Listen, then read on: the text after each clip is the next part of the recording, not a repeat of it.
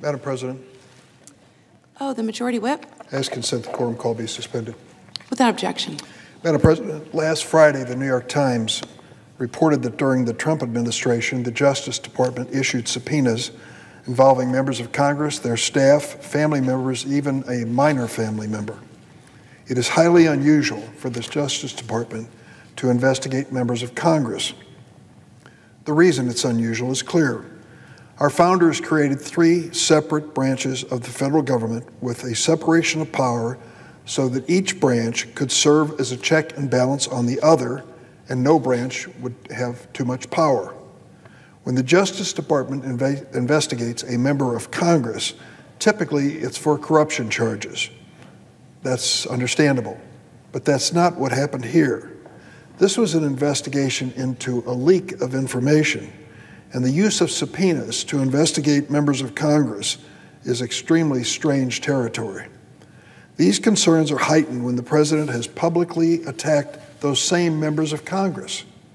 That's what former President Trump did when he repeatedly and without any evidence accused Representative Adam Schiff of leaking information about Russian election interference. These reports and the reports that journalists and even Trump's own White House counsel were included in the Justice Department's so-called leak investigation raise serious questions about the Justice Department and its former leaders. The Senate Judiciary Committee has a constitutional responsibility to oversee the Department of Justice on behalf of the American people. So yesterday, our committee sent a letter to the Attorney General, Merrick Garland, asking for more information. But yesterday, Senator McConnell, the Republican minority leader in the Senate, came to the floor and warned us off. He warned the Judiciary Committee against exercising our statutory oversight responsibility because it could become, quote, a partisan circus, close quote. This came on the heels of Senator McConnell's personal veto of a bipartisan commission to investigate the deadly January 6th mob action on the U.S. Capitol. But now the minority leader is warning us against even looking into the targeting of Trump's perceived political enemies by the Justice Department. The minority leader claimed the Senate does not need to look into this matter because, get this, the Department of Justice Inspector General has already announced he would investigate. That's a pretty decent argument if you have no memory whatsoever.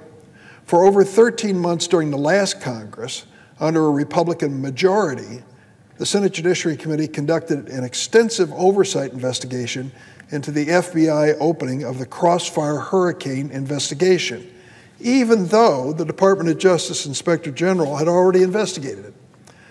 The Department of Justice Inspector General had already completed a 19-month investigation of so-called Crossfire Hurricane involving over 100 witnesses and reviewing over 1 million documents.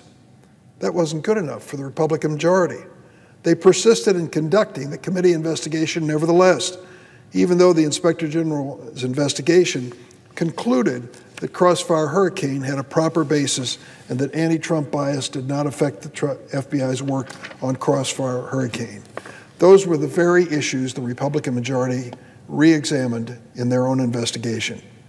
So in that instance, the Department of Justice Inspector General satisfied all the criteria of inspection investigation, and yet the Republicans rejected it and proceeded forward.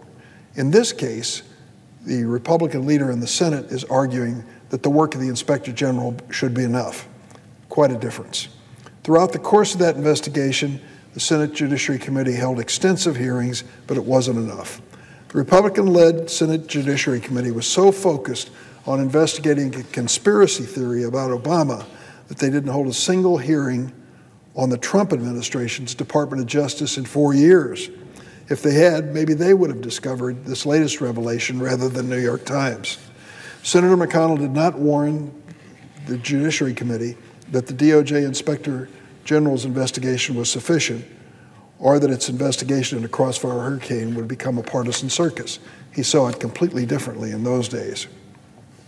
Importantly, it seems the minority leader does not speak for his entire caucus. Yesterday, the minority whip said that, quote, obviously this warrants further review and investigation, and, quote, he assumes the committee will work through that. I hope other Republican members of the chamber join the minority whip to call for further investigation. Congress's place in our constitutional order is too important to simply look the other way.